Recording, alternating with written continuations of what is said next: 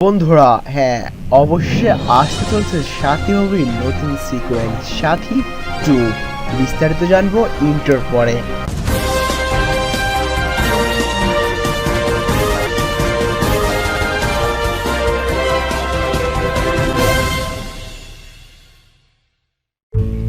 দুই সাল থেকে 2017 সাল, অনেক বছর কেটে গেছে, পেরিয়েছে অনেক বসন্ত, নদীর জল গড়িয়েছে অনেক দূর, আর জিৎ তার লুকে এসেছে অনেক পরিবর্তন।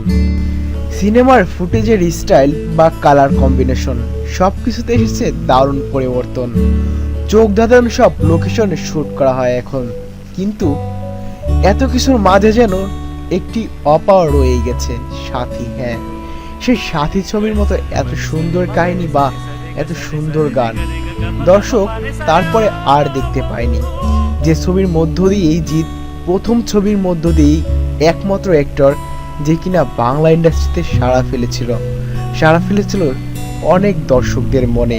বেশ কিছুদিন হলো পুরো টলিপাড়ায় গুঞ্জন উঠেছে সাথী মুভির সিকুয়েল সাথী 2 নাকি বের হতে যাচ্ছে, আর সেখানে জিতের বিপরীতে অভিনয় করবে সেই দুষ্টু মিষ্টি মেয়ে। হ্যাঁ, মিমি চক্রবর্তী অভিনয় করতে যাচ্ছে জিতের বিপরীতে সাথী 2-তে, সাথী সিকুয়েল। তো বন্ধুরা, তোমাদের বহু অপেক্ষিত মুভি সাথীর সিকুয়েল সাথী 2 আসতে যাচ্ছে হয়তো খুব শীঘ্রই।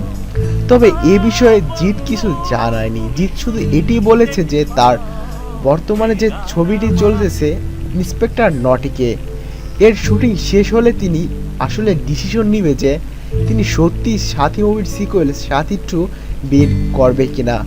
তবে সেখানে মিমি চক্রবর্তী থাকার সম্ভাবনা বেশি রয়েছে। তো বন্ধুরা, তোমরা কি চাও সাথী মুভির সিকুয়েল সাথী 2 বের হোক, আর সাথী মুভিতে জিতের বিপরীতে কাকে দেখতে চাও?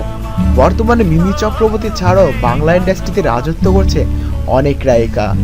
শুভশ্রী, সায়ন্তিকা ব্যানার্জি এবং বাংলাদেশের নুসরাত ফারিও বেশ কয়েকটি ছবি করেছে জিতের সাথে। তো তোমরা কাকে চাও কমেন্টস করে জানিয়ে দাও এই সাথী ছবি সম্পর্কে। আর হ্যাঁ, পরবর্তীতে আরও আপডেট পেতে এখনই সাবস্ক্রাইব করে রাখুন 99 টিভি।